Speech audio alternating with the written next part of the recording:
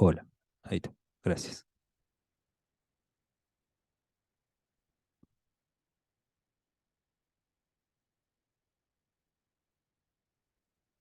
Bueno, ¿querés que arranquemos, Eva? Perfecto, cuando quieras. Bueno, le voy a dar acceso ahí a tu colega y vamos a... Estoy tratando de iniciar acá para ver si podemos retransmitir por el Facebook mío. Perfecto. ¿Hay gente ya en la sala? Sí, ahí se van sumando, están llegando. Hermoso. Estamos recién, estaban tomando un cafecito acá, tranquilo. Claro, estaba el coffee break para el arranque. Claro, sí, imposible, no, infaltable. Fue fundamental. Bueno,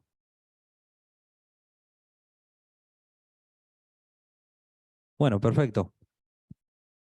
Dame un segundito que voy a habilitar la cámara. A ver cómo estamos. Ahí me ves. Perfecto. Bueno, le damos la bienvenida a todos los que se están sumando por Zoom. Por otro lado, también a la gente que se va a ir sumando acá en la sala, en vivo, para escucharte. Tenemos el honor de contar con la presencia de Sebastián Ferreira. Él es ingeniero que se encuentra en Córdoba y básicamente, bueno, nos va a contar un poquito a qué se aboca, a qué se dedica y de qué equipo es re importante eso. Porque la verdad que en poco tiempo se ha transformado un amigo ya directamente de la familia Audio en Red. Así que bienvenido, Seba. Muchísimas gracias por prenderte en esta propuesta. Esperemos que, bueno, que sea de tu agrado compartir hoy un rato de la mañana con nosotros y bueno, estamos acá para aprender. Te agradecemos, pero estamos muy emocionados. Sinceramente, no hay palabra para explicar lo que estamos pasando estos días acá en Neuquén, eh, que es muy raro porque tratamos este año de descentralizar un poco la información de audio, si se quiere. Bienvenido, Seba. Muchas gracias, Víctor. Muchas gracias. La alegría es mía, el honor es mío, así que agradezco a todos por esta invitación y bueno, un gusto compartir con usted. Si llega a ser posible después ver la gente que está en la sala, mejor porque los voy a conocer y voy a siguiéndolos. Si no se dificulta. Bien. Bueno, Sí, voy a mostrar la sala y después, y también voy a dejar obviamente el micrófono abierto cuando llegue al finalizar de la charla, el momento de las preguntas, que es lo más importante, ¿no? perfecto, cómo no. Te dejo la palabra y así que vamos, avancemos nomás como quieras. Bueno, bienvenidos a todos, muchas gracias por estar. Eh, bueno, la conferencia que yo voy a comentar, la charla que voy a dar, se denomina SAMRI, Sistema Automático de Medición de Respuesta Impulsiva. Mi nombre es Sebastián Ferreira, yo soy investigador del CINTRA. El CINTRA es el Centro de Investigación y Transferencia en Acústica de la Universidad Tecnológica Nacional y el CONICET. Es una unidad ejecutora de doble dependencia de estas dos instituciones. ¿Sí? Bueno, la charla que voy a comentar va a girar en torno a cinco ejes temáticos principales. Primero voy a hacer una parte de agradecimientos y una mención especial. Después voy a trabajar un punto de manera básica que se denomina sistemas acústicos. Luego voy a trabajar y voy a describir un poquito lo que es el proyecto en el cual estamos trabajando con mi equipo de investigación. Y en particular voy a comentar una aplicación que hemos desarrollado que trabaja con un hardware específico que se llama Sample, que es el objeto de esta conferencia, de esta charla. Y después, bueno, las conclusiones más importantes, las que hemos llegado hasta el momento. Bueno, en esta primera parte, en los agradecimientos, yo quiero agradecer públicamente a todos los que conforman el grupo Audio en Red, esta red que nuclea a profesionales del área del sonido, del área de la acústica, y a la cual considero muy importante todo este esfuerzo que han hecho para vincularse desde la etapa durante la pandemia y posterior. Así que, bueno, un fuerte abrazo y felicitaciones por el trabajo logrado, Víctor, y a toda la gente de Neuquén, y bueno, la cantidad de gente que se ha sumado federalmente desde todos los rincones del país. Después quiero agradecer también obviamente, a la legislatura de Neuquén, que como me comentó Víctor, brindó el apoyo para que se pueda realizar este hermoso encuentro allá en Neuquén, y que nosotros, algunos que no hemos podido estar, lo estamos pudiendo hacer de manera remota. Y también quiero agradecer a todos mis compañeros que trabajan conmigo en el Sintra, eh, desde la gente que trabaja en la parte de la dirección del centro, a todo el cuerpo de los investigadores que trabajan conmigo, eh, a los becarios doctorales, a los becarios estudiantes de las carreras de grado y al personal administrativo. Porque si no se trabaja de manera coordinada entre todos, los resultados que muchas veces buscamos no los alcanzamos, así que cada cosa que logramos en nuestro trabajo día a día no es un trabajo individual, es un trabajo en equipo. Y quiero agradecer específicamente también a todos los que trabajan en mis proyectos de investigación, porque lo que voy a comentar aquí es un logro que vamos haciendo día a día en conjunto. Así que tanto a Agustín, como a Facundo, como a Ana, como a mis becarios de grado, a los que han trabajado también en este proyecto, a Santiago Cian, a Jessica, y también a los que se han sumado este año, que va a estar Dante, que lo veo que está en línea, y también a Martín. A todos ellos también les quiero mandar un abrazo, y bueno, empujarlos, ayudarlos en continuar esto que han comenzado, y ojalá que se inserten en el sistema de ciencia y técnica en el campo de la acústica. La mención especial la quiero hacer en relación a que uno de los fundadores del Sintra, allá en el año 2000, cuando se creó esta institución, es el último que está actualmente trabajando, se llama Aldo Ortiz, el que está a la izquierda de la fotografía, está próximo a jubilarse, y todo este grupo de investigadores del CONICET, que fundó este centro hace tanto tiempo, donde yo me formé, prácticamente desde cuando se creó, están todos jubilados y son asesores nuestros en la actualidad. Así que va un fuerte abrazo a todos ellos, a René Serra, quien fue director del centro, a Cristina Biagioni, estoy mencionándolos desde derecha hacia la izquierda, a Oscar Ramos, que fue muchas veces mi director en proyecto y la persona con que más he trabajado, a Ana Bersini, a Claudia Arias, que fue directora también del centro, y en la imagen, bueno, a Aldo Ortiz, por supuesto, y a otro investigador que fue fundador del centro, que no está en esta imagen, que, que es el que era investigador y docente de la UTN, un lugar donde yo estudié y me formé en la carrera de grado de Ingeniería en Electrónica, que es Carlos Frassoni, que fue profesor mío también, y que en esta foto justo no está Carlos.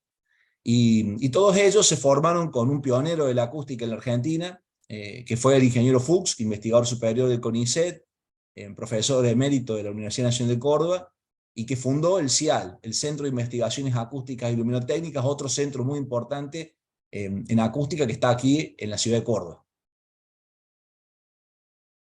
Bueno, ¿de qué hablamos cuando hablamos de sistemas acústicos? ¿A qué nos referimos?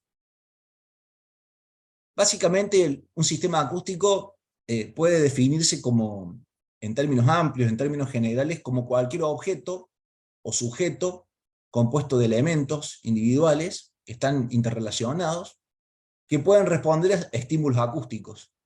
Esa es una definición muy amplia de lo que es un sistema acústico. Y hay una gran variedad de sistemas acústicos que se pueden representar, se pueden modelar como sistemas que son lineales y también que son invariantes en el tiempo. No todos los sistemas acústicos cumplen esta situación que ahora vamos a describir, sino que hay otros que no son lineales y hay otros que son variantes en el tiempo. ¿Qué es un sistema lineal invariante en el tiempo? Bueno, un sistema puede ser, como mencioné, cualquier cosa que responda a señales acústicas, donde al aplicar un estímulo, una señal de entrada, se obtiene una señal de salida, ¿sí? Si el sistema, cuando se aplica esa señal de entrada, se aplica esa referencia sumada a otra cantidad o multiplicada por otra cantidad, la salida es proporcional a la entrada. O sea, si yo a un estímulo de entrada le sumo un valor constante, lo que obtengo a la salida era ese primer valor de entrada sumado el valor que agregué. ¿Sí? Si lo multiplico a la entrada por una constante, obtengo la salida multiplicada por una constante. O sea, existe una proporción lineal. Eso quiere decir que el sistema es lineal. Cuando no se cumple esa situación, cuando yo al valor que utilizo como estímulo del sistema lo multiplico por un valor de referencia y obtengo un valor distinto a la salida, en relación a lo que utilicé como valor de referencia multiplicado, el sistema no cumple la linealidad y se denominan en términos generales sistemas no lineales. Cualquier duda, si están ahí en la sala y quieren hacerla, pueden tomar el micrófono y preguntar, por supuesto, ¿no? Cuando uno quiere caracterizar los sistemas lineales invariantes en el tiempo, de cualquier tipo, de cualquier característica, no solamente los acústicos, una de las formas de hacerlo es aplicando una señal que se llama función impulso. Y ese impulso tiene que poder estimular todas las características del sistema. En el caso de un sistema acústico, el impulso tiene que tener una duración tan pequeña para que el espectro de frecuencias relacionado con ese impulso, que es la inversa del periodo o el tiempo total de la duración de ese impulso, porque no es repetitivo, tiene que ser igual a todo el espectro de frecuencias que yo quiero estudiar de ese sistema. Así que necesito poder caracterizar el sistema acústico estimulándolo en función de todo el espectro. Así que cuando trabajamos con sistemas acústicos que operan en el rango de la audición, entre 20 y 20.000 Hz, ese límite de frecuencia de 20.000 Hz determina, haciendo la inversa, la duración de este impulso, que es un tiempo aproximadamente de 50 milisegundos o menor todavía. Si yo aplico esta señal que tiene esta duración, que estimula todo el espectro audible, por ejemplo, para un sistema que opera en ese rango, obtengo lo que se denomina, como respuesta a ese estímulo, se denomina una señal que se llama respuesta impulsiva o respuesta al impulso. La función, la señal que estimula este sistema de esta manera, que se denomina función impulso, comúnmente se le llama función delta de Dirac, en honor a Paul Dirac. Así que una forma de estudiar los sistemas que son lineales invariantes en el tiempo es midiendo la respuesta al impulso. La forma que yo acabo de mencionar es la forma directa de medir la respuesta al impulso, donde uno aplica señales impulsivas de muy corta duración y obtiene, registra, podría ser con un micrófono en el aire, con un hidrófono en un líquido, o con un acelerómetro conectado por vía sólida al objeto que estamos estudiando, captura la respuesta al impulso. Pero hay que también verificar que el sistema, para que esto pueda aplicarse, sea invariante en el tiempo. O sea que para que esté totalmente definido el sistema que estamos estudiando, cuando yo aplico una señal de entrada y obtengo una señal de respuesta, de salida, el resultado tiene que no modificarse cuando lo hago en distintas instancias de tiempo. O sea, si yo lo mido en un momento ahora, esta mañana, obtengo una salida. Si lo mido la tarde y obtengo después un resultado, tiene que ser equivalente al anterior.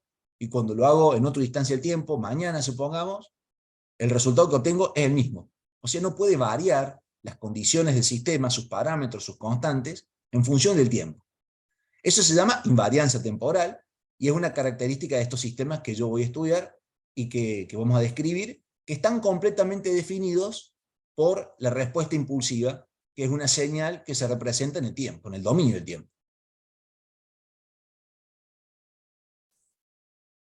Si yo a esa señal que capturé, que se llama respuesta impulsiva, ¿sí?, que se obtiene cuando se estimula el sistema con un impulso, por ejemplo, le aplico una operación matemática, que la voy a describir en términos conceptuales, que pues, se puede ser la transformada de Fourier, u otra operación matemática que convierta la información en el dominio del tiempo a la información equivalente en el dominio de la frecuencia.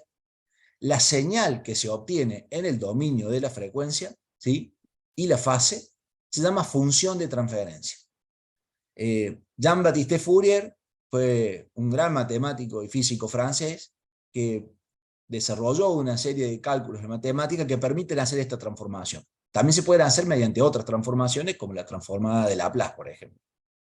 La función de transferencia de un sistema lineal invariante en el tiempo es una información total del sistema que estás estudiando, que lo caracteriza por completo, y te deja ver cómo responde en el sistema en el dominio de la frecuencia viendo dos características.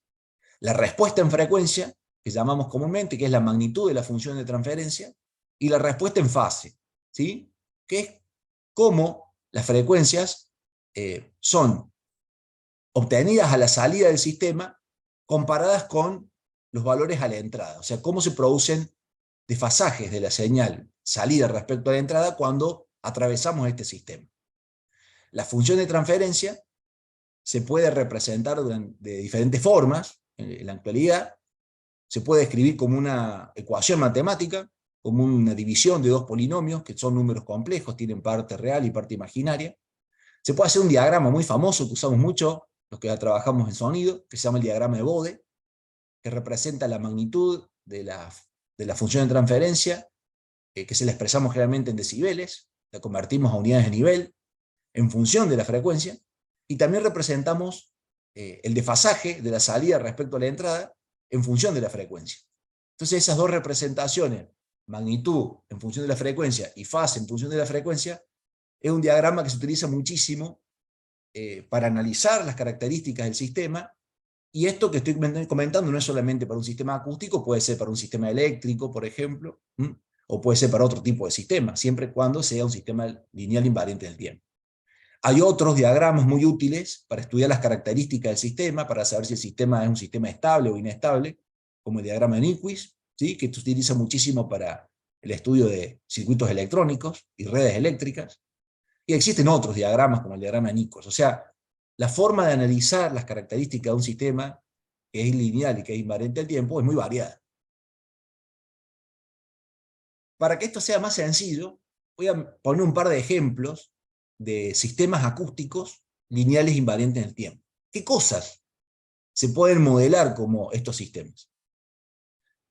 Por ejemplo, el primero es un micrófono de muy buena calidad, un micrófono de medición que se utiliza como patrón para hacer comparaciones de señales obtenidas por micrófono, estos transductores, que convierten las señales acústicas a mecánicas y mecánicas a eléctricas.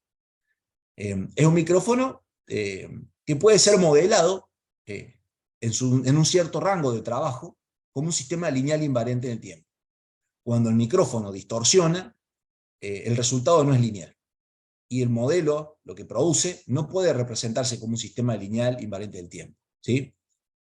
Porque los valores de la entrada no se corresponden con la salida, porque aparecen distorsiones en particular, y porque el movimiento del diafragma del micrófono deja de ser una transferencia lineal y tiene un comportamiento no lineal. O sea, cuando yo le pido que se mueva una cierta cantidad, el desplazamiento no es equivalente al estímulo que recibe. O sea que se pueden modelar en ciertas condiciones de trabajo, que es cuando operan en un rango sin distorsión prácticamente. Lo mismo pasa con los altavoces. Abajo hay un gabinete acústico activo, una caja acústica activa, un modelo de algún fabricante, que tiene varios transductores y tiene un procesador de audio interno, pero todo el sistema, en un cierto rango de trabajo, puede modelarse como un sistema acústico lineal invariante del tiempo, puede medirse su respuesta al impulso y puede medirse su función de transferencia. Y eso es algo muy útil y que ustedes durante este encuentro lo han analizado y muchos expositores han comentado cómo puede modelarse la radiación que emite el sistema conociendo sus características, ¿no? Conociendo su sensibilidad, conociendo su directividad y conociendo su espectro, su respuesta en frecuencia y respuesta en fase.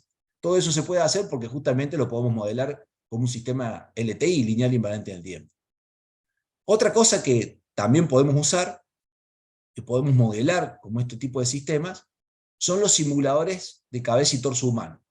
Son equipamiento acústico muy útil para poder medir con mucha precisión y de manera aproximada las señales que llegan a nuestro tímpano, hasta cada uno de nuestros oídos, y que arriban atravesando el oído externo hasta la membrana timpánica principalmente.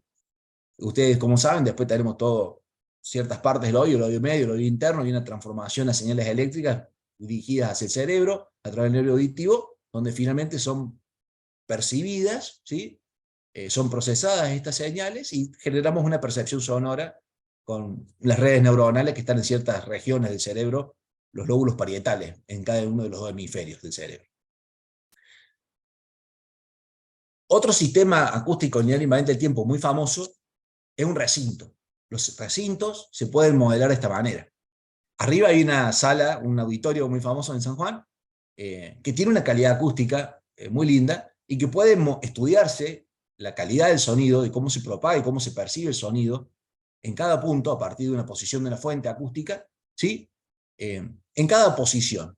En cada posición de este sistema, que es un sistema pasivo, lineal, invariante del tiempo, este recinto, existe una función de transferencia. Como hay múltiples posiciones posibles de la fuente y múltiples posiciones posibles del receptor, hay una cantidad muy grande de funciones de transferencia. Para cada par de la posición de la fuente y del receptor, se mide una respuesta impulsiva del recinto, y si la convierto a la frecuencia, se obtiene una función de transferencia específica. Se pueden comparar características y sacar parámetros que se clasifican, se utilizan. En el encuentro, en este primer encuentro, un colega, Alejandro, estuvo conversando muchas cosas sobre este tema. Abajo también hay un recinto donde el campo sonoro que se crea es muy distinto al auditorio. Es una cámara reverberante en España, por ejemplo, donde el sonido tarda muchísimo tiempo en atenuarse. Pero a pesar de que el proceso es muy diferente y se crea un campo difuso del sonido, también se lo puede modelar como un sistema lineal invariante en el tiempo, ¿sí? Y se puede medir con una fuente sonora, que ahí está ubicada una fuente sonora omnidireccional en la imagen, y una posición de un micrófono, por ejemplo, o de dos, o de múltiples micrófonos en distintas posiciones, distintas funciones de transferencia, distintas respuestas impulsivas. Otro objeto que puede modelarse como un sistema lineal invariante del tiempo es un objeto sólido, una pieza. Acá, por ejemplo, en la imagen hay un engranaje doble helicoidal, que se utiliza mucho en las cajas de transmisión de los vehículos. Estos objetos son sistemas acústicos porque responden a señales acústicas, y a partir de ciertos estudios se puede evaluar si existen fallas en el diseño de la pieza, en ciertas partes, pequeñas fisuras, grietas, pequeñas cavidades de aire, burbujas que quedaron dentro del proceso de fabricación. O sea, los estudios acústicos de ciertos procesos industriales utilizan ensayos de emisiones sonoras a partir de estímulos sonoros para poder evaluar las características de este sistema. Esto es algo muy habitual en la industria actualmente. Y por supuesto, los seres vivos son sistemas acústicos linealmente tiempo, las personas somos sistemas acústicos, y tenemos en ciertas características funciones de transferencia asociadas a nuestro sistema de audición, ¿sí? Para cada posición alrededor de nuestra cabeza puede existir una fuente, y en cada uno de los puntos donde nosotros recibimos la señal, a la entrada del conducto auditivo externo, podemos registrar esa señal. Y en ese tramo de la propagación del sonido, de lo que sería desde la emisión de la fuente hasta la recepción en la entrada del conducto auditivo externo, se puede medir una respuesta al impulso asociada a la cabeza y al torso humano para cada uno de los dos oídos. Yo voy a avanzar un poquito más en este aspecto asociado con la audición binaural, que es la audición que tenemos cuando escuchamos con dos oídos, para desarrollar un poquito más este tema como un ejemplo, para que se entienda mejor por qué es tan importante generar sistemas de medición de respuesta impulsiva. Una aplicación, por ejemplo, sería la que vamos a empezar a analizar ahora. ¿Hasta aquí hay alguna consulta, alguna duda? ¿O algo que quieren comentar? Los que están allá en la sala con micrófono. Ahí le pasamos, dame un segundito. Estamos aprovechando de tomar un cafecito por acá también, Seba. Pero es hermoso, me parece bárbaro. Un gusto. ¿Qué tal, Seba? ¿Cómo te va? Gabriel Ortega te habla de Jujuy, yo también estoy como disertante acá. La verdad es que tu charla es como loca como la de Alejandro. Muy bueno, muy bueno. La verdad es que yo trabajo para Global Audio Solutions, que es una empresa que desarrolla software como Rita Analyzer para Pepe Ferrer, y nosotros tenemos un software, ¿no es cierto?, que la señal original que utilizamos y el método que utilizamos para obtener función de transferencia, respuesta al impulso, es el sweep exponencial, por ejemplo. Exacto. Tu charla viene como anillo al dedo, así que te felicito, buenísimo. Muchas gracias, un gusto tenerlos ahí.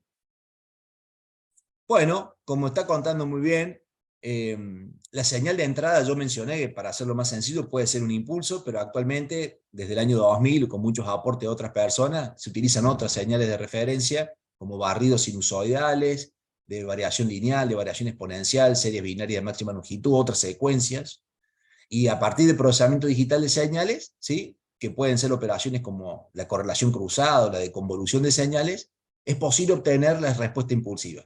Esas técnicas son técnicas más avanzadas que nosotros utilizamos en este software, por ejemplo, y que tienen beneficios, ¿sí?, tienen ventajas respecto a aplicar directamente un impulso a la entrada. Bueno, nuestro sistema auditivo, como un sistema de percepción sonora, ¿sí?, es un sistema muy sofisticado, es un procesador espacial, y que le permite al organismo siempre detectar y discriminar la ubicación de los objetos, las fuentes sonoras en el espacio. Granham, que es un científico que trabaja en esta parte de la percepción sonora, él señala y muestra que las personas tenemos una inmediata apreciación del espacio acústico que nos rodea, en el sentido de que las personas, cuando somos estimulados con sonidos, tenemos una respuesta inmediata, natural, rápida, ¿sí?, y generalmente enfrentamos la cabeza orientándolo a la posición de la fuente sonora. Esto es muy notorio cuando uno hace pruebas con visión ocluida, o sea, no estamos viendo, y cuando somos estimulados con sonidos, nuestra primera reacción es enfrentar la cabeza, orientando nuestro poder de atención para ubicar el objeto en el espacio, ¿sí?, y muchas veces cuando tenemos la visión, poder enfocarlo. La precisión espacial, ¿sí?, en el dominio auditivo, en el dominio de la audición, es más pobre que en el dominio visual, que en el sentido de la visión. Básicamente hasta en 2 órdenes de magnitud. Pero la percepción sonora en el espacio tiene la ventaja de que es omnidireccional, es isotrópica. Yo tengo una capacidad de recibir sonidos en una esfera alrededor de toda la cabeza. En cambio, la percepción visual está restringida al campo de la visión, que tiene un ángulo de apertura horizontal, más o menos en la cabeza del ser humano, de 140 grados, y verticalmente casi también. O sea, yo no puedo ver la mano mía que está acá atrás. Está fuera de mi campo de visión. Y el cerebro opera esto de manera conjunta, y cuando recibe estímulos del entorno, por ejemplo acústicos, realimenta sus sistemas de control, sus sistemas de procesamiento, de percepción, y muchas veces esta respuesta que señala Graham es orientar la cabeza, orientar la capacidad de percepción, y además afinar el sistema de la detección con la visión en el punto que estamos percibiéndolo. Todo eso sucede muy rápido y es algo que lo tenemos muy internalizado. Cuando una persona está en una situación de incertidumbre de dónde está ubicado un objeto alrededor de él, este poder de control, este poder de refinar la ubicación, se vuelve cada vez más alto.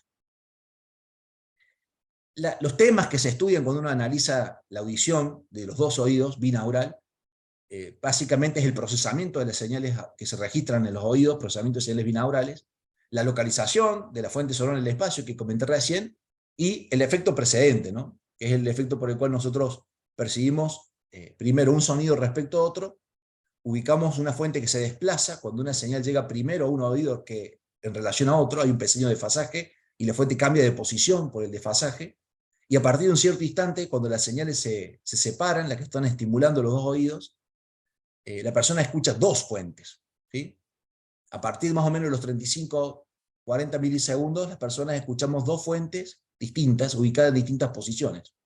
Una que viene de un lado, otra que viene de otro, pero si el intervalo de tiempo de retardo entre esas 2 señales es menor, el cerebro lo integra como una única fuente, y si hay un retraso entre una y otra, la que llega primero, la que le precede, es la que define la posición estimada de la fuente.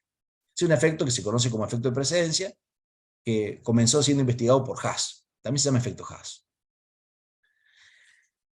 Nosotros, como seres humanos, en nuestros sistemas auditivos, generamos lo que se llaman 2 aspectos básicos de la audición espacial, que son la localización de las fuentes sonoras alrededor nuestro y la percepción del espacio. A partir de los sonidos nosotros evocamos el espacio. Cuando hemos aprendido que un ambiente grande es un ambiente donde el sonido se refleja, sin verlo y percibiendo el sonido, hacemos una recreación del espacio, ¿sí? Las personas no videntes, que tienen un entrenamiento distinto muchas veces porque están estimulando esto y están procesando esta información sin tener información visual, obviamente, recrean un espacio tridimensional a partir de los sonidos. Ellos construyen una imagen del espacio tridimensional solamente a partir de esta información auditiva, usando un concepto que se llama ecolocalización, que está basada en la localización sonora, pero donde la persona emite los sonidos. Lo hacen con el bastón, golpeando en la calle, o lo hacen con un clic en la boca, haciendo así y escuchando los ecos, las reflexiones del sonido. Y eso les permite desplazarse sin chocar con personas, ¿sí?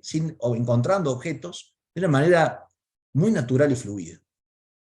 Otros seres vivos hacen algo similar, como los murciélagos, cuando vuelan, emitiendo ultrasonidos y capturando las reflexiones de esos ultrasonidos. La localización sonora, en términos generales, se puede definir como la capacidad que tenemos de localizar la dirección de donde proviene una fuente de sonido, ¿sí? Y eso nos permite ubicar la fuente y después orientar la cabeza para poder verla con mayor precisión. Se basa en dos conceptos, principalmente cuando trabajamos con una audición de dos oídos. Hay personas que pueden tener un problema congénito y tienen audición en un solo oído, se llama audición monoaural, y cuando percibimos con dos oídos a nivel normal, habitual, esto se llama audición binaural. Cuando una fuente sonora está ubicada alrededor de la cabeza, a una cierta distancia, y emite un impulso, una señal cualquiera, el sonido siempre llega primero a una de las dos fuentes cuando está desplazada esa fuente alrededor nuestro. Cuando la fuente está enfrentada a la cabeza, los retardos de tiempo entre las dos señales son nulos, o sea, no hay diferencia temporal. Y el cerebro procesa esta información como una de las claves que utiliza para localizar el objeto, y esto le permite saber si el objeto está dentro de este plano, que se llama plano interaural, ¿sí? Que cruza a través de los oídos, que divide la cabeza arriba y abajo, si está a la derecha o a la izquierda. Este es un plano azimutal, se llama, el que divide la cabeza arriba y abajo, cortando la posición de los dos oídos, promediada. Y es un dato muy importante, pero también cuando un sonido emite un impulso, una fuente emite un impulso y se propaga y llega a la posición de una cabeza humana, la señal recorre una distancia menor cuando está desplazada de un lugar respecto del plano central, lo que sería el plano vertical, que divide la cabeza derecha e izquierda, y tiene mayor amplitud cuando recorre menor distancia, y además la onda, cuando encuentra la cabeza, se curva, se difracta y llega al otro oído. Y eso produce una diferencia de amplitudes, que se llama diferencia de nivel interaural. Cuando está en una fuente enfrentada a la cabeza, prácticamente no hay diferencia de tiempo, y prácticamente no hay diferencia de nivel, hay una diferencia muy mínima de nivel. Entonces, sobre este tema se ha investigado muchísimo. Yo estoy poniendo como ejemplo esto como un sistema acústico lineal invariante del tiempo, que vamos a poner el ejemplo. James Blauer, en Alemania, él dice, bueno, la localización del sonido se refiere básicamente a la percepción de la posición de la fuente, ¿no? Y a la cabeza la divide con tres planos. El plano azimutal, que cruza los dos oídos, que divide el espacio arriba-abajo. El plano medio, que cruza la cabeza verticalmente, que divide el espacio derecho y el espacio izquierdo, ¿sí? Y un plano frontal, que cruza los dos oídos, parte la cabeza en dos partes verticalmente, y genera un espacio adelante y atrás, ¿sí? Y nosotros ubicamos todos los objetos que están alrededor nuestro en tres dimensiones, y también tenemos en cuenta, cuando hablamos de esta localización, la percepción de la distancia de la fuente, que es un tema más complejo que no está totalmente cerrado en la actualidad. ¿Cómo funciona este análisis? De percibir la proximidad o la distancia en función del tipo de señales que están siendo utilizadas como estímulo en el sistema auditivo humano. Esto se estudió mucho, durante muchos años, 30, 40, 50 años, en ambientes controlados, en cámaras anecoicas, pero no se estudió tanto en situaciones habituales, con ambientes complejos, interactivos, donde las fuentes cambian de posición además, y donde hay condiciones acústicas complejas, ¿no? Se estudió mucho con sonidos determinísticos, tonos puros, ráfagas de ruido, ¿sí? Clics controlados, para poder determinar cómo es este estudio. Cuando uno posiciona objetos alrededor nuestro, usa estas dos claves básicas: la diferencia de tiempo interaural, que su acrónimo es ITD, que viene del inglés de Interaural Time Difference, y la diferencia de nivel interaural, ¿sí? Que se llama ILD, como viene de Interaural Level Difference. Vamos a usar esos símbolos que son los que más utilizamos. O sea que la diferencia de tiempo interaural es el retraso temporal entre la llegada de los dos sonidos a los dos oídos, ¿sí? Provenientes de una única fuente, alrededor de la cabeza, ubicada en algún lugar del espacio. Y esa diferencia de tiempos van prácticamente desde 0 segundos, cuando están llegando en fase, a 700 microsegundos aproximadamente. Son los valores típicos de estas diferencias. Y eso pasa desde la posición frontal de fasaje 0 hasta cuando la fuente se corre y está perpendicular a un oído, O sea que la onda tiene que llegar a un oído de manera directa y después tiene que difractarse y llegar al otro oído, ¿sí? Cuando la estamos propagando por el aire, porque no puede ser que la onda también se refracte, ingrese a la cabeza, genere una vibración en la cabeza y llegue al oído interno de la cóclea y estimule directamente por vía sólida la cóclea, el oído interno, y eso genere la transformación de señales eléctricas que son procesadas por el cerebro. Puede haber transmisión por vía aérea como transmisión por vía sólida. Bueno, sin embargo, cuando la fuente está al frente nuestro y no hay diferencia de tiempo y prácticamente no hay diferencia de nivel, es muy pequeña, si la fuente se eleva y se baja, nosotros podemos ubicarla. Y el cerebro no está tomando información de estos dos parámetros de audición binaural, la diferencia de tiempo interaural y la diferencia de nivel principalmente. Está usando otra clave. Está usando una clave que está relacionada con el nivel, pero es debido a que los pabellones auriculares, las orejas, son filtros acústicos que se pueden estudiar como un sistema lineal invariante en el tiempo, ¿sí? A pesar de que van cambiando cuando vamos creciendo, vamos aumentando nuestro tamaño, nuestra edad, a partir de un cierto tiempo, más o menos los 15, 20 años, nuestra cabeza ya está definida, las orejas están definidas, y en tiempos cortos de evaluación, esto no está variando. Yo lo mido mañana, cuando tengo 5 años, no varía. Tengo que tomar un lapso muy grande de tiempo para tomar pequeñas variaciones. O sea que se lo puede estudiar así. La oreja es un filtro acústico, filtra señales, filtra bandas de frecuencia, y cuando la fuente está ubicada en el plano azimutal y en el plano medio está a 0 grado horizontal y 0 grado vertical, no tiene elevación ni positiva ni negativa, genera un filtrado. Y cuando la fuente se eleva, genera otro filtrado y modifica el espectro de las frecuencias que llegan.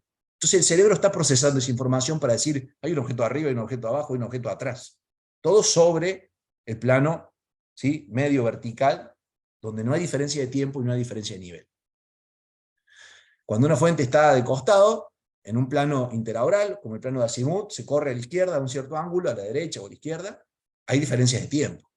Y las señales que se registran cuando se aplican impulsos provenientes de una fuente sonora, una llega antes, la que llega al oído izquierdo, y la que llega hacia el oído derecho ha recorrido una distancia mayor a la velocidad de propagación del sonido en el aire, que es aproximadamente 340 metros por segundo para una temperatura habitual, de 17, 20 grados Celsius más o menos, genera un pequeño intervalo, una pequeña variación. O sea que la señal del oído izquierdo no es igual a la señal del oído derecho, ¿sí? Tienen diferencias de tiempo y tienen pequeñas diferencias de nivel.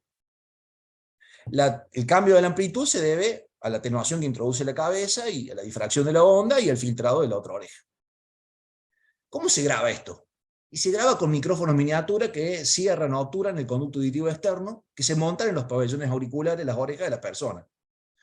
Y hay que estimular la cabeza de la persona con posiciones de fuentes alrededor de toda una esfera, ¿sí?, para todas las posiciones que podamos, con una resolución específica angular, que es la que más o menos nosotros queremos conocer con precisión, y también el sistema auditivo humano tiene una cierta percepción, una umbral de percepción angular, ¿sí? Si el cambio es muy pequeñito no lo puedo percibir, y esa percepción umbral, esa diferencia mínima notable del cambio de posición en el espacio angular, es distinta frente a la cabeza que al costado que detrás, ¿no? Tiene pequeñas variaciones. Se llama mínimo ángulo audible eso.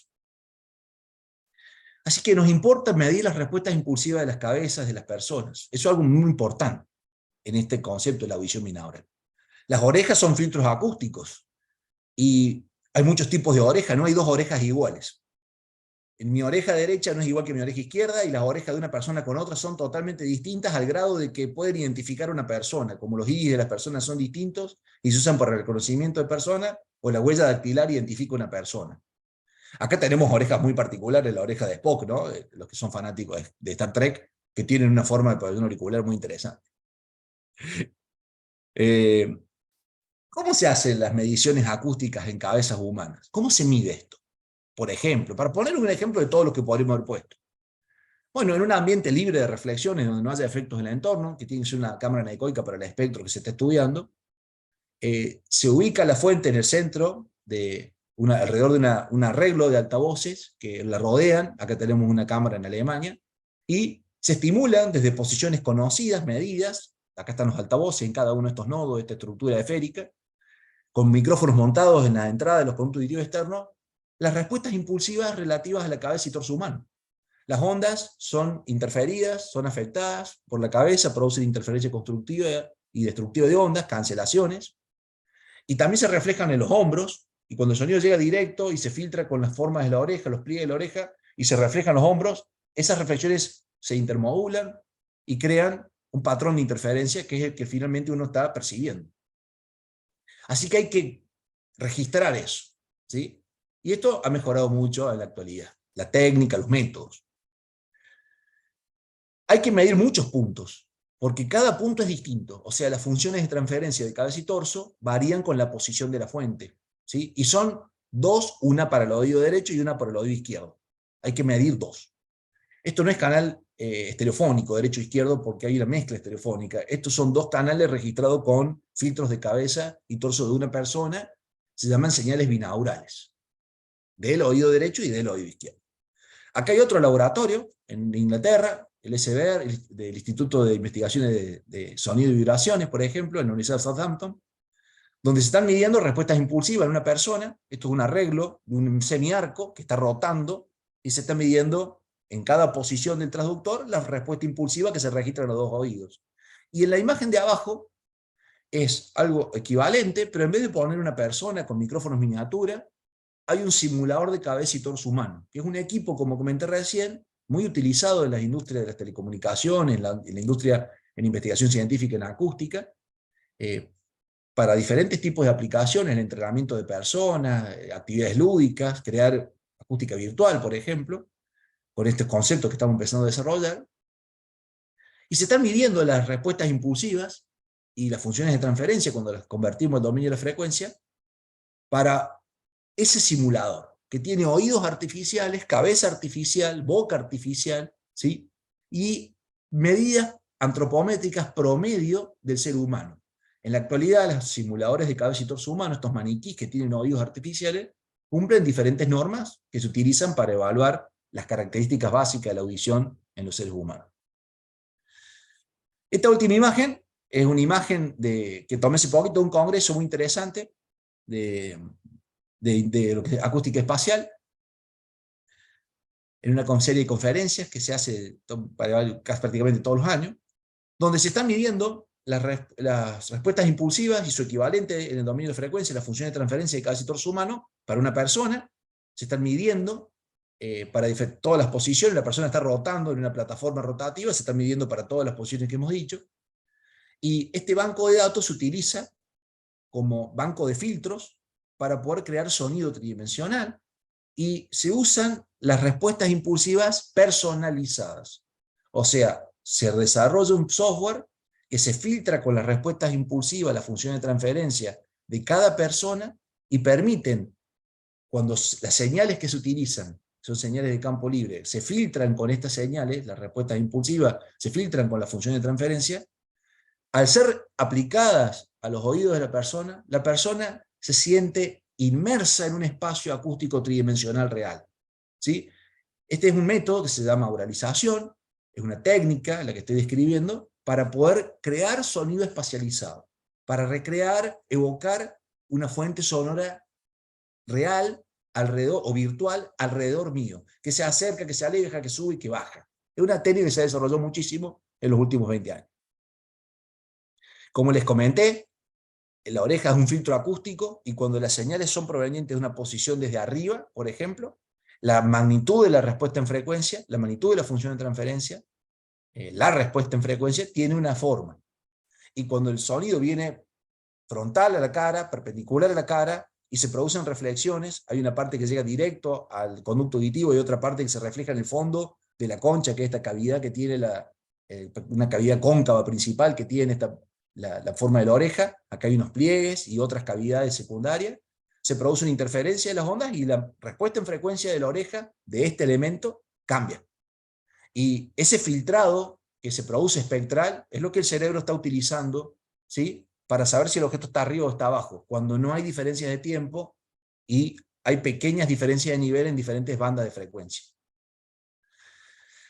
Otros científicos hace varios años ya, Zhao por ejemplo, estudiaron la oreja como un sistema lineal inmanente del tiempo, estudiaron sus dimensiones y calcularon los modos propios de vibración, las frecuencias resonantes que tiene la oreja para diferentes posiciones de una fuente que la está estimulando. Por ejemplo, aquí la frecuencia fundamental del modo propio número 1 es 4200 Hz, cuando el estímulo es omnidireccional.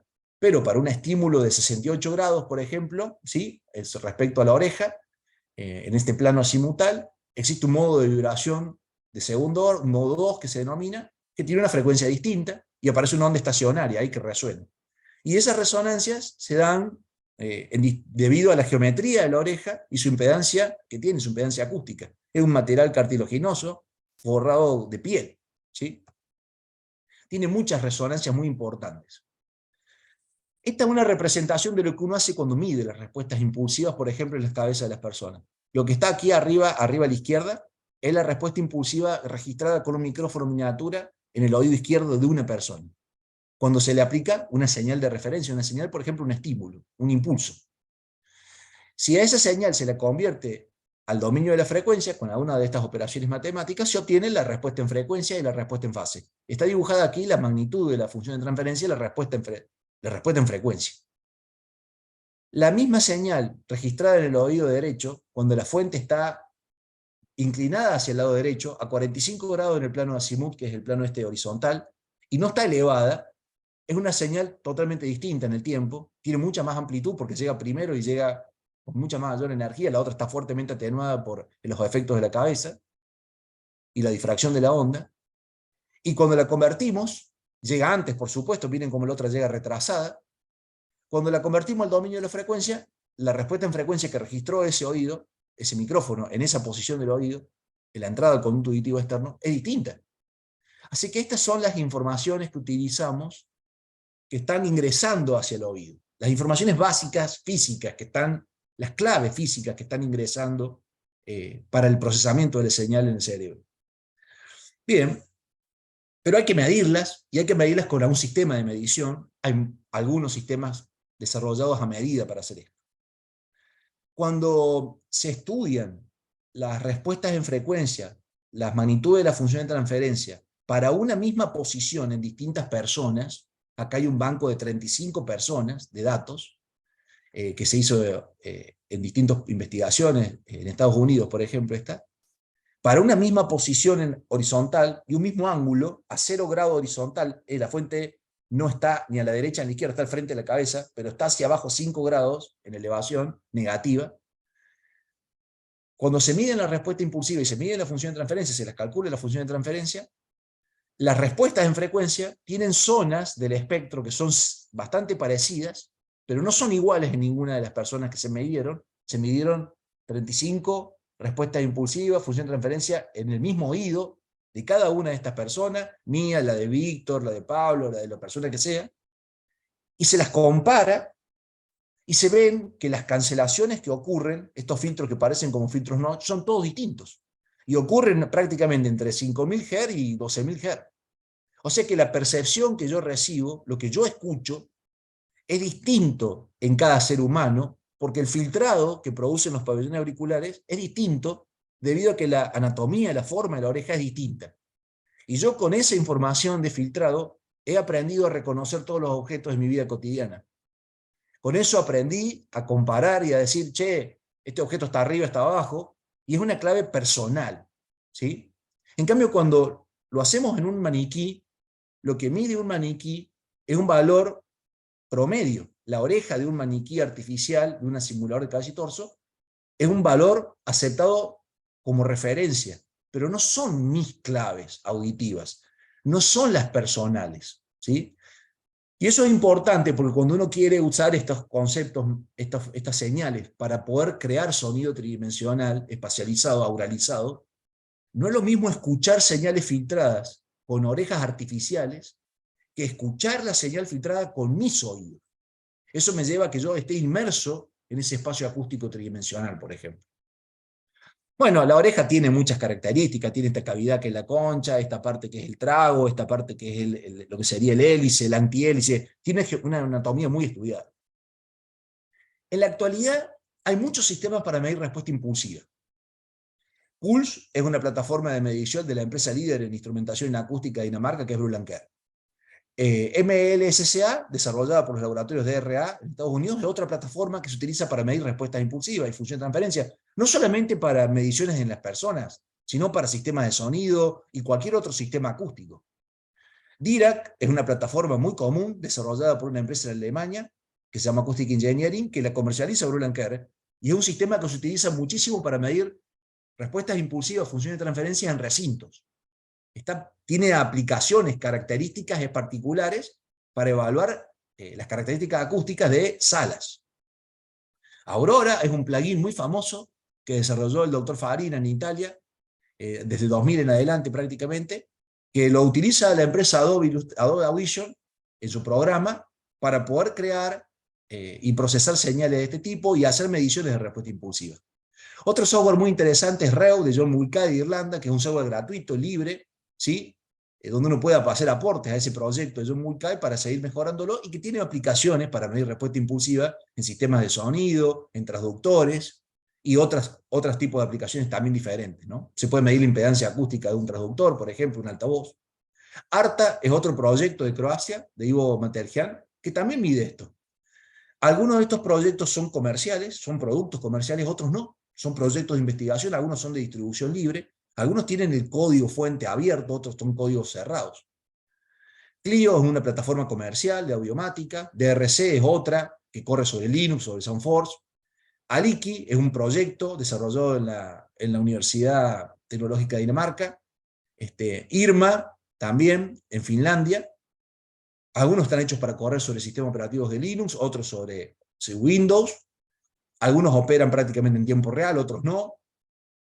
El caso de IRMA está desarrollado en MATLAB, y nosotros en el Sintra desarrollamos un sistema que nos sirva para hacer investigaciones científicas, que nos sirva para hacer diferentes tipos de procesos, que se llama SAMRI.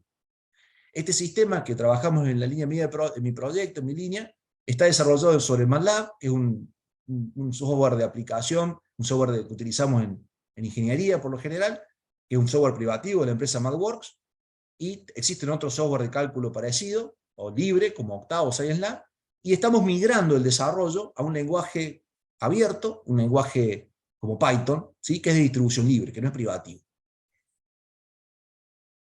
El proyecto SAMDA es el proyecto que yo estoy dirigiendo en la actualidad, es uno de los proyectos que estoy dirigiendo. SAMDA es el acrónimo de Sistema Automático de Medición de Dispositivos Acústicos, y yo dirijo esta línea que se llama Acústica, Recinto e Innovación en Metrología Acústica en el Sintra. ¿Cuál es el objetivo de este proyecto que yo voy a comentar en base a este desarrollo? Bueno, es un proyecto que tiene varios subsidios de la Universidad Tecnológica Nacional, y el objetivo que estamos persiguiendo es diseñar y desarrollar una plataforma tecnológica escalable, yo la pueda aumentar en sus características, modular, que pueda acoplar módulos de diseño, que esté basada en una arquitectura de propósito general, ¿sí? Que permita hacer innovaciones tecnológicas en el campo de mediciones acústicas, y que cubra diversas necesidades de personas, de empresas, tanto en el campo científico como en el campo industrial, ¿sí? En el desarrollo de productos también. O sea que las aplicaciones son industriales, metrológicas, científicas, educativas también. El proyecto tiene muchas aplicaciones. Las que hemos desarrollado están en color azul. Las que estoy presentando están en rojo. Las otras son cosas que vamos a desarrollar en los próximos años. SAMRI es el sistema automático de medición de respuesta impulsiva que yo ahora lo voy a mostrar. SAMS es una aplicación que sirve para medir niveles sonoros. Es como un medidor de nivel de presión sonora que mide otras características más, y lo puede hacer en tiempo real y se puede usar como estación de monitoreo remoto. SAMPA es un proyecto que estamos ejecutando este año. Se llama Sistema Automático de Medición de Potencia Acústica. Se determina cuánta potencia emite una fuente. Es una medición que se hace a partir de la presión sonora, de la intensidad sonora, y es muy útil para poder caracterizar un objeto. Todos los objetos que se venden, como una heladera o un juguete, se evalúa la potencia acústica que emiten. Otro proyecto que vamos a hacer es un sistema automático para medir la absorción sonora con técnicas nuevas, técnicas que no son ni la medición de la impedancia, de la reflectometría o de la respuesta impulsiva en el tubo de impedancia, o en el tubo de Kundt, por onda estacionaria, ni tampoco por la respuesta, la medición del coeficiente de absorción sonora en cámara reverberante. Vamos a buscar alguna otra técnica que sea sencilla, que nos dé un descriptor confiable de esa medición, de la absorción sonora de un material. Otra medición que se hace es la medición del poder de difusión, de dispersión de la energía sonora que tiene una superficie difusora. Entonces, tenemos una aplicación en proyecto que es el sistema automático para medir la difusión de un objeto, ¿sí? Que implica el patrón de dispersión en el espacio tridimensional cuando incide una onda en una dirección dada. Otra es el sistema automático de medición de vibraciones, que acoplando sensores de vibraciones a acelerómetros podemos medir vibraciones en diferentes ejes en el sistema, que puede ser un objeto o el cuerpo humano. Y el último es un sistema automático de detección de fallas, que está en esta lista, y otras aplicaciones más, que a partir de la emisión del sonido generado por un estímulo sobre el objeto que estamos estudiando, que es un sistema acústico lineal invariante del tiempo, se puede determinar, como les comenté, fallas del objeto, problemas en el objeto. Por ejemplo, fisuras en una pieza metálica. El sistema automático de medición de respuesta impulsiva se utiliza en muchas de estas otras aplicaciones. Tiene varias características, el que hemos hecho hasta el día de hoy, que es el SAMRI 1.0. Tiene un hardware estándar, corre en una computadora común y corriente, no hay ningún hardware específico para usarlo. Necesita una interfaz de audio, que puede ser monocanal o multicanal. Es un programa modular, tiene módulos básicos, módulos específicos. Es un software y un hardware que permite hacer mediciones de alta precisión, o sea, tiene muy buena repetibilidad en los resultados. Se puede calibrar, tiene exactitud. Yo puedo medir tomando una referencia de un calibrador acústico y saber que lo que mido está muy cerca de un valor de referencia. Es un sistema estable, en lo que hemos visto, y tiene un tiempo de cómputo bastante bajo. O sea que lo podemos utilizar básicamente con un tiempo de trabajo corto, nos lleva un procesamiento extremadamente extenso obtener resultados con este sistema. Es de bajo costo, porque está usando una computadora, una interfaz de audio común, profesional, no está usando equipamiento de metrología, de mediciones acústicas sofisticados, de laboratorio. Y es versátil porque puede correr diferentes otras aplicaciones que estamos desarrollando. Es de simple instalación y puede correr en Windows o en Linux. Ahora las versiones que estamos haciendo son para Windows. Bueno, necesita un requerimiento, tiene un hardware específico y un software específico. Está corriendo sobre Windows 7 o superior. Utiliza, como dije, una tarjeta de adquisición de sonido para trabajar en el espectro audible, mínimo 44.100 Hz de frecuencia muestreo, a 16 bits para tener buena resolución en la señal. Utiliza transductores acústicos que pueden ser micrófonos, altavoces, acelerómetros, martillos electrónicos para generar una señal impulsiva por vía sólida en un objeto. Se pueden acoplar todos esos elementos, sensores y fuentes. Y este software que está corriendo, que tiene módulos básicos, módulos específicos. ¿Cómo funciona el sistema de medición de respuesta impulsiva dentro de otro sistema? Por ejemplo, SAMDIR es una aplicación para medir directividad. Para poder medir el reparto de la energía en el espacio. ¿Sí? Que, por ejemplo, ayer estaba escuchando en las conferencias que comentaban, estaban haciendo análisis de patrones de dispersión de energía sonora en el sistema de arreglos lineales de altavoces, y uno mide esto. Esto se mide con el fabricante, como comentaron, en los laboratorios, en cámaras anecoicas, se miden los patrones de dispersión. Se miden ángulos de apertura horizontales, verticales, las formaciones de haz que crea cada uno de los sistemas, los elementos que van a conformar el arreglo lineal del sistema de altavoces. Básicamente este sistema tiene una computadora, una unidad de proceso, se conecta con una interfaz de audio, de entrada-salida en full duplex, tiene una unidad de control que está acá abajo, que controla una plataforma rotativa que desarrollamos en el Sintra. También hay plataformas comerciales con una resolución de 1 grado en el movimiento, y tiene acoplado, obviamente, la fuente que estamos estudiando, que podría ser un altavoz o un micrófono, y la señal que se emite, ¿sí?, es capturada y se procesa, como dijimos, como comentamos anteriormente, para poder medir la respuesta al impulso del sistema lineal invariante del tiempo o su función de transferencia, como la queramos ver. Esta aplicación SAMDIR da los resultados de la directividad, por ejemplo, de un micrófono, de la sensibilidad direccional, o de un emisor, como una caja acústica o un parlante, y lo representa con diferentes descriptores. Por ejemplo, un diagrama de directividad en coordenadas polares, o el factor de directividad, Q, que es un número adimensional, o el índice de directividad, que es otro descriptor de la directividad en decibeles. Esta es una unidad de potencia, que en sí es un circuito electrónico que controla los motores que tiene esta plataforma para el posicionamiento. Y todo eso está coordinado. El software que nosotros hicimos trabaja con una arquitectura de software que se llama modelo de vista controlador. ¿Sí? Es un patrón de arquitectura de desarrollo de software que está dividido en 3 grandes bloques. El modelo, ¿sí?, se encarga del procesamiento de los datos y la captura de los datos, ¿sí? El controlador, básicamente, es la parte del programa que gestiona las órdenes que le da al usuario a través de la interfaz con el usuario, ¿sí? Y se encarga, el controlador, de la manipulación, de solicitar datos al modelo y de hacer la representación de los resultados en la interfaz con el usuario, la vista. La vista es la interfaz gráfica del usuario, ¿sí? Es lo que llamamos GUI, interfaz gráfica de usuario. Así que el código está dividido en 3 partes y eso es muy útil porque cuando yo quiero refuncionalizar mi programa, no tengo que cambiar todo.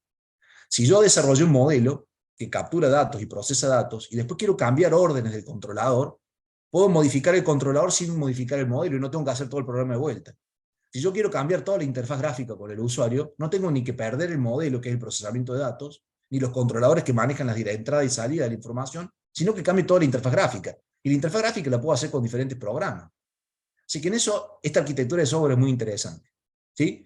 El modelo, que es el que tiene la información, puede interactuar con distintos controladores que manejan distintos pedidos y puede manipular diferentes vistas que muestran diferentes cosas y diferentes resultados.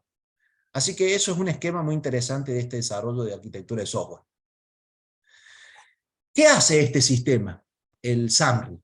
Este sistema que mide respuestas impulsivas y mide funciones de transferencia.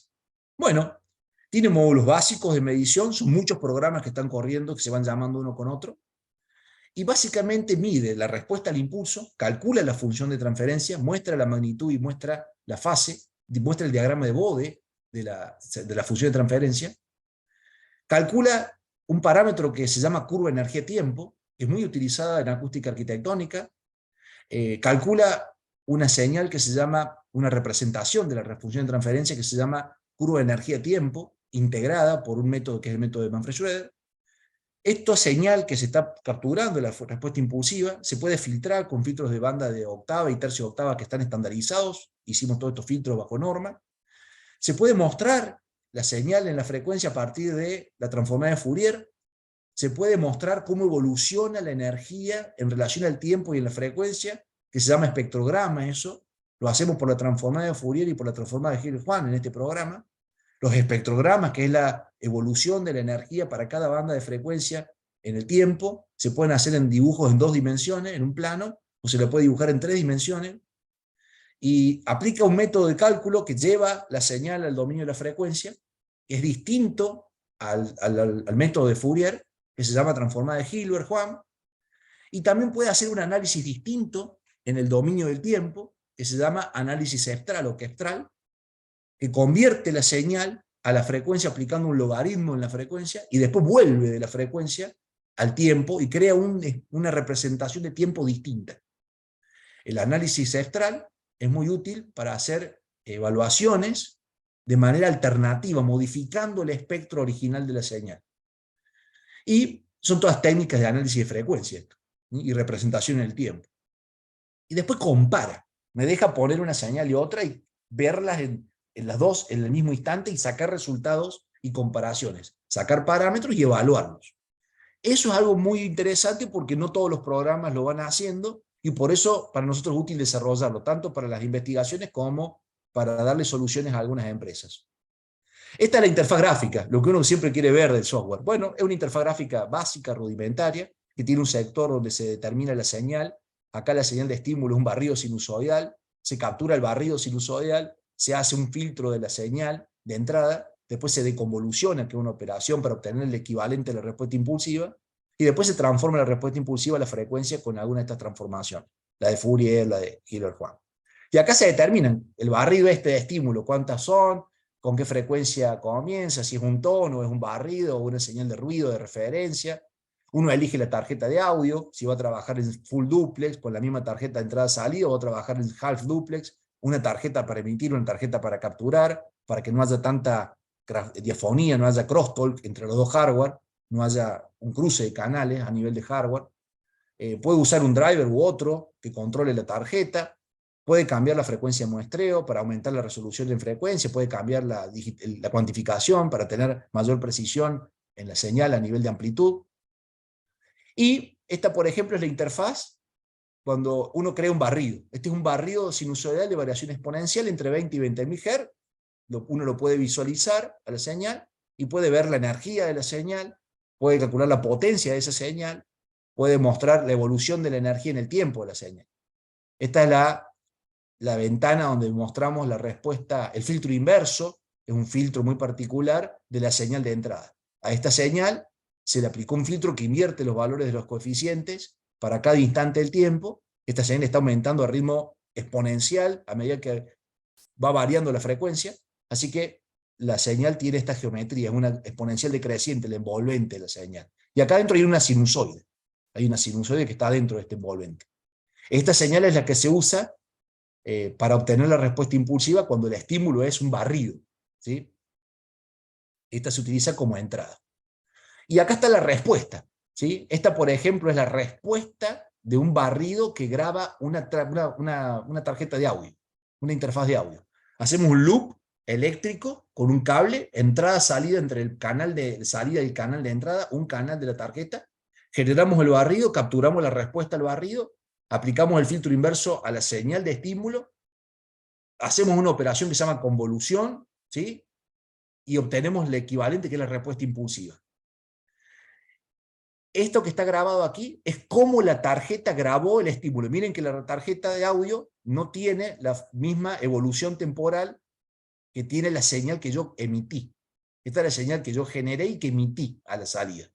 Pero cuando capturo la señal, tiene una pequeña modificación en lo que sería el desarrollo de la captura de la señal en la dinámica temporal, y después tiene una pequeña caída final. O sea que no es exactamente la señal que yo grabo la que yo emito. O sea, la tarjeta produce una pequeña alteración, tiene una pequeña modificación. Se llama distorsión lineal eso. Bueno, no es totalmente plana y no produce un desfasaje cero, queremos decir. Cuando uno obtiene la respuesta impulsiva con este cálculo que acabo de describir y de comentar, la respuesta al impulso se ve como un impulso, ¿sí? Se representa el tiempo y aparece un pico con una pequeña oscilación. Acá es muy chiquitita la oscilación porque esta es una respuesta impulsiva eléctrica de una tarjeta de audio profesional, ¿sí? Y esa señal es la que tiene toda la información de la tarjeta de audio. El sistema que estamos estudiando en este ejemplo es una tarjeta de audio. ¿Cómo responde la tarjeta de audio a un impulso? Esta otra es una respuesta impulsiva medida de un auricular, de uno de los altavoces de un auricular. Miren cómo la respuesta impulsiva no es igual a una respuesta impulsiva eléctrica. Con esta respuesta impulsiva, que es de esta tarjeta, se midió esta respuesta impulsiva de un sistema electroacústico. La señal es emitida por ese auricular, es capturada por un micrófono de medición que tiene una respuesta plana en todo el espectro de trabajo prácticamente, muy pequeña la diferencia, y se ve que el auricular, este altavoz que está en este dispositivo, modifica la señal de entrada, la cambia, porque el altavoz, cuando tendría que haberse frenado totalmente, como un sistema oscilatorio, puede continuar oscilando un poquito, y como tiene características elásticas, con ampliancia, modifica la señal de entrada. Y la respuesta en frecuencia no es totalmente plana, tiene distorsión lineal, se modifica. Cada banda de frecuencia tiene distintos niveles, no es totalmente plano. Todo eso en el tiempo se ve como un impulso que oscila. ¿Se puede a esa señal calcularle la energía? Sí, el programa calcula la energía de la señal en función de la frecuencia. Esto que está aquí es la energía de esa respuesta impulsiva. Está pasado a la frecuencia y se ve cómo la energía fluctúa, ¿sí? Este auricular arranca más o menos con una respuesta bastante alta desde los 300 Hz. Y después tiene una pérdida de energía a medida que aumenta la frecuencia. Esa curva está con mucho detalle en el cálculo, así que se la puede integrar. Esta que estamos viendo aquí, y esta que estamos viendo aquí, esta que mostré recién no es la del auricular, es la energía de la señal. Yo lo que mostré aquí es la energía de la señal de un barrido. Esta es la energía en el dominio de la frecuencia, la representación de la frecuencia, de la respuesta en frecuencia, para una señal de barrido sinusoidal. Así varía la energía en esta señal de referencia, el barrido exponencial. Y esta que está aquí es la integración, es para tener una curva más limpita de cómo es la energía de esta señal de barrido, que tiene un pico en baja frecuencia cuando comienza el barrido, y va decayendo la energía a medida que va aumentando la frecuencia hasta un cierto valor. Esta es una característica de los barridos exponenciales de barridos sinusoidales de variación exponencial. Bueno, el programa, cuando mide la respuesta impulsiva, muestra la función de transferencia en tiempo real. La determina y la está mostrando, ¿sí? Eso lo hacen muchos programas. En la misma gráfica te deja ver la respuesta en frecuencia, que está en azul, de la señal de entrada, y la fase de la señal de entrada. Te dejan ver la salida, la señal de salida y su fase, y te deja ver la señal de entrada filtrada. Vos querés ver la entrada filtrada con un filtro normalizado, elegís el filtro y podés filtrarlo. Y podés saber cómo es la energía de esa señal en el dominio de la frecuencia por bandas de frecuencia. También se puede hacer lo mismo con la señal de respuesta. Vos podés ver todas las características de la entrada, todas las características de la señal de respuesta, e ir analizándolas en el dominio de la frecuencia, filtrándolas. Eso es algo que muchos programas no hacen, así que es algo bastante interesante cuando uno quiere saber características y comparaciones entre la señal de entrada y la señal de salida. Después se puede aplicar sobre la respuesta impulsiva y la función de transferencia exactamente igual.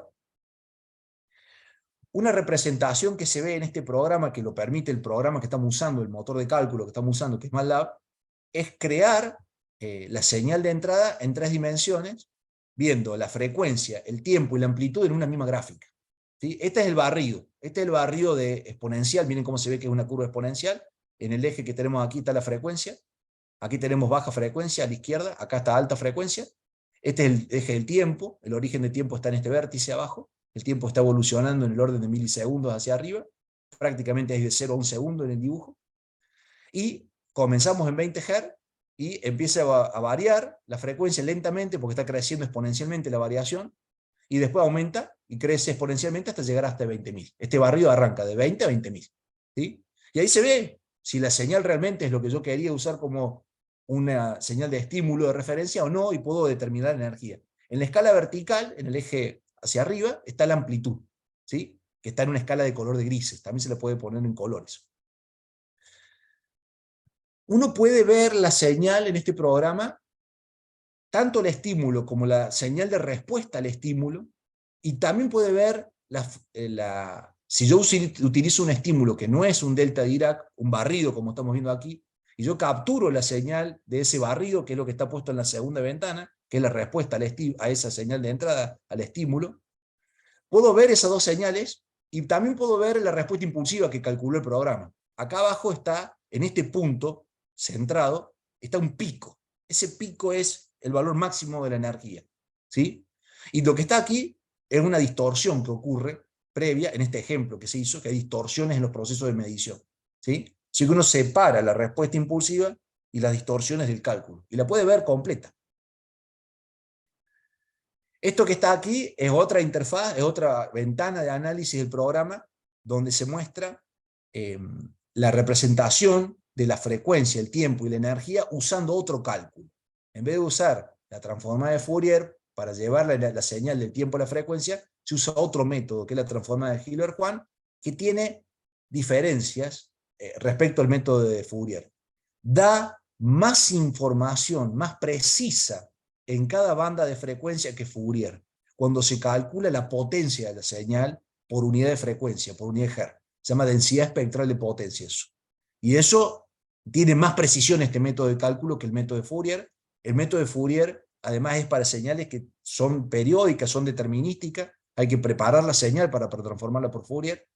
En cambio este método es un método que puede ser usado no solamente para señales de ese tipo.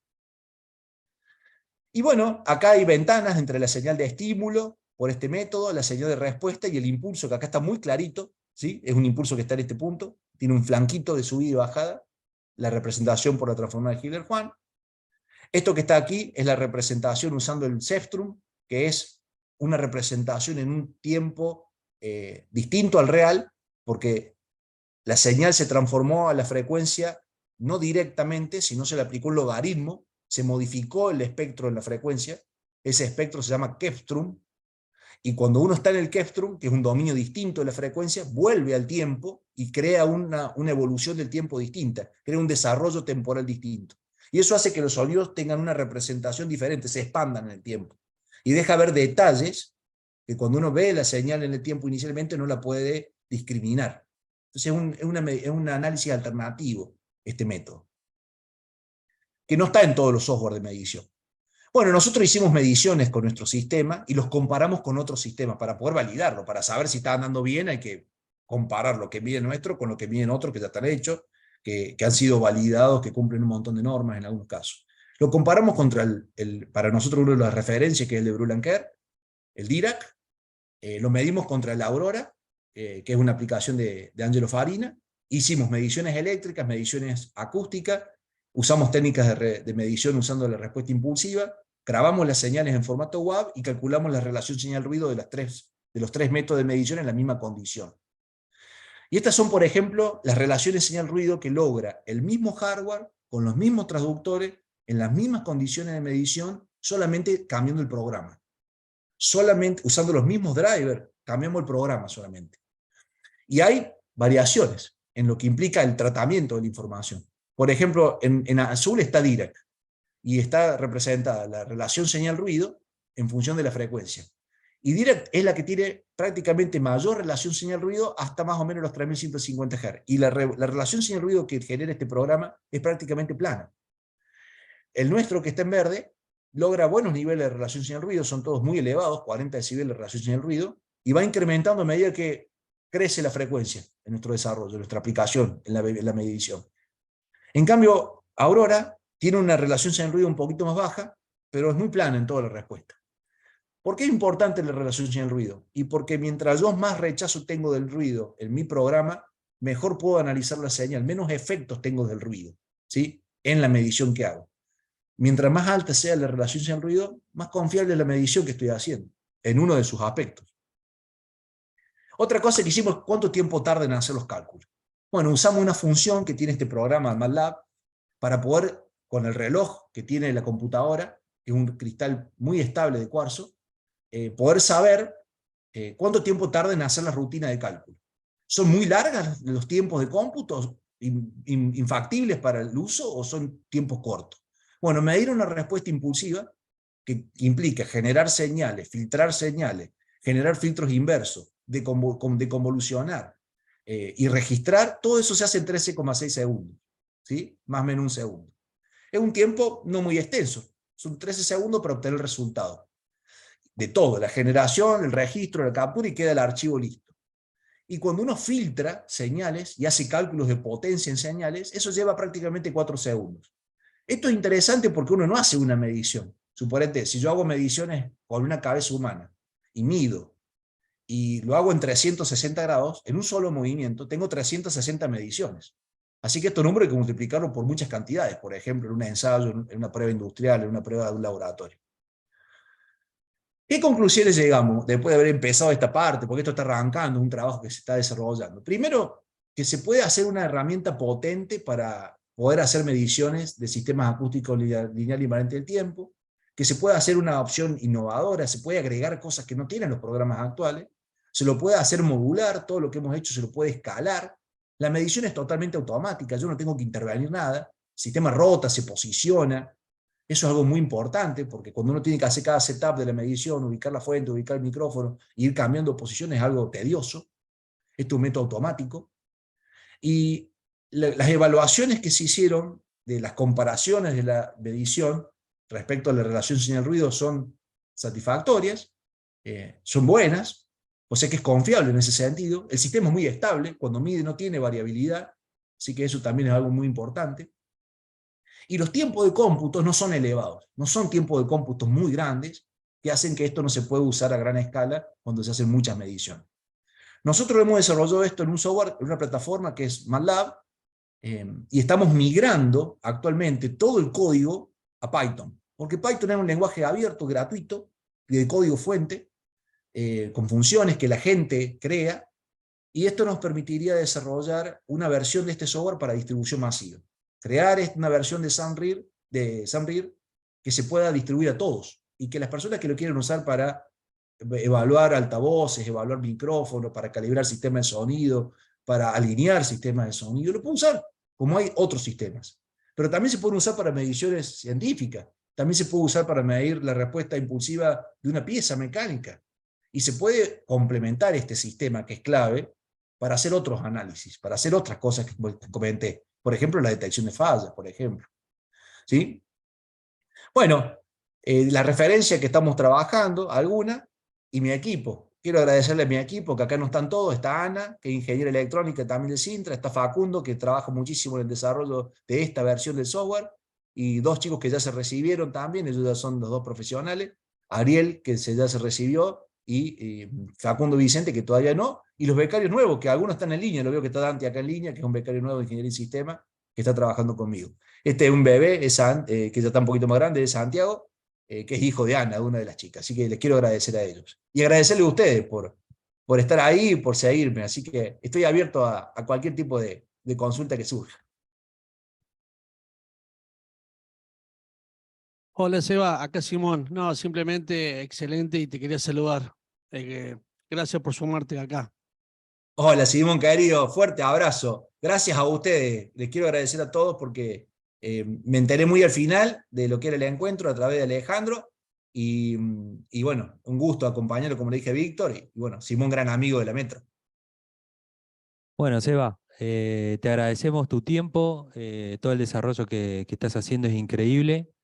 Ha estado ingresando constantemente gente acá a chusmear un poquito, muchos que estaban realizando algunas mediciones de puesta a tierra fuera del recinto. Y bueno, cuando vinieron me dice, che, esto va a quedar grabado, ¿cómo podemos hacer? Así que bueno, hay un interés como para luego también repasar un poco los materiales que van quedando en el espacio de la internet. Así Pero que cómo bueno, no. nada, te agradecemos nuevamente y ojalá que bueno, podamos seguir concretando estos lazos de audio en red.